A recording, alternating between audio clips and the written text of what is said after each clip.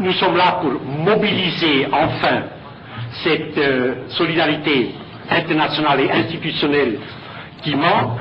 Je vais faire ça très vite, la situation normative du droit international est absolument claire. Vous savez que l'article 2 de la Charte des Nations Unies dit que l'organisation est fondée sur le principe de l'égalité souveraine des membres, donc respect absolu de la souveraineté des membres, mais sauf dans un cas quand il y a la responsabilité to protect. Et alors il y a deux résolutions que vous connaissez par cœur du Conseil de sécurité, 96 et 98, 1996-98.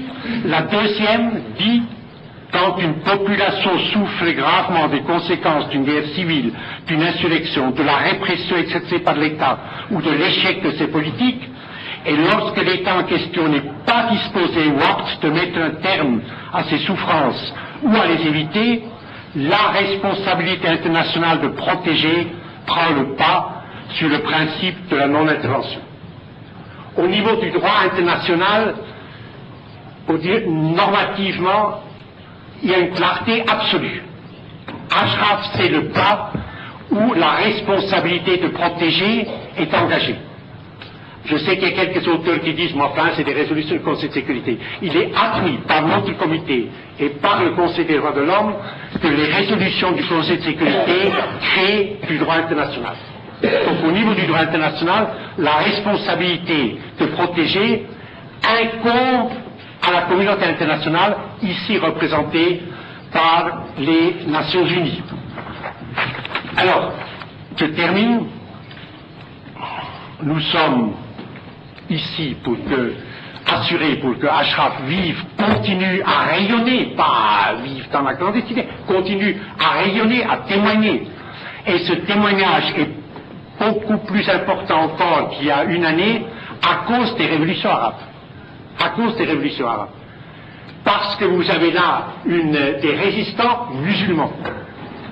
De foi, pas musulmans de parole simplement des hommes, mais des femmes de foi profond, musulmans, qui incarnent au danger de leur vie, au prix de leur vie, incarnent nos valeurs. Enfin, nos valeurs.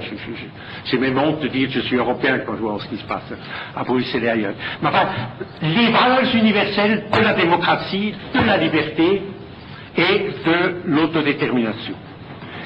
Et si Ashraf ne vivait pas, par exemple, eh bien, pour les révolutions arabes, pour les révolutionnaires arabes qui cherchent des références, qui cherchent des directives, qui cherchent des exemples.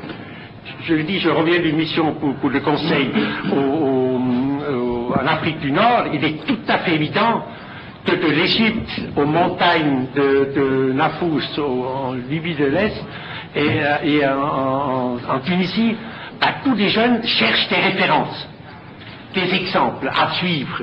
Je n'ose pas utiliser le terme de guide parce que vous êtes trop modeste pour revendiquer mais c'est quand même ça. Vous incarnez ce qu'ils cherchent. Bon, terminé. Pour qu'Ashraf vive, c'est notre responsabilité de citoyens. Deux choses doivent être obtenues immédiatement, mais je pense que je suis le 20e à le dire ce matin. C'est la présence physique des Nations Unies dans le camp et sur le territoire d'Ashraf permanente, pas des visites de temps en temps de l'UNAMI, comme c'est le cas jusqu'à maintenant, mais une présence permanente d'observateurs à l'intérieur de la ville d'Ashraf, avec le drapeau des Nations Unies.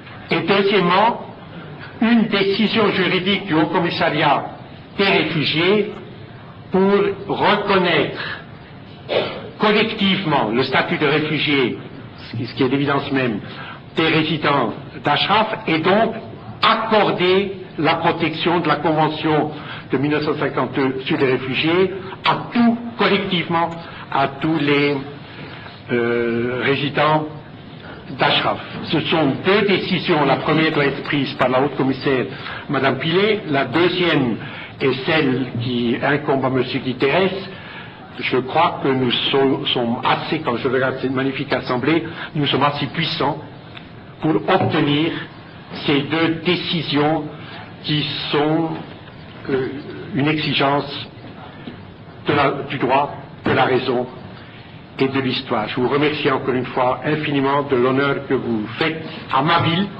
à ce palais, de votre présence. Merci.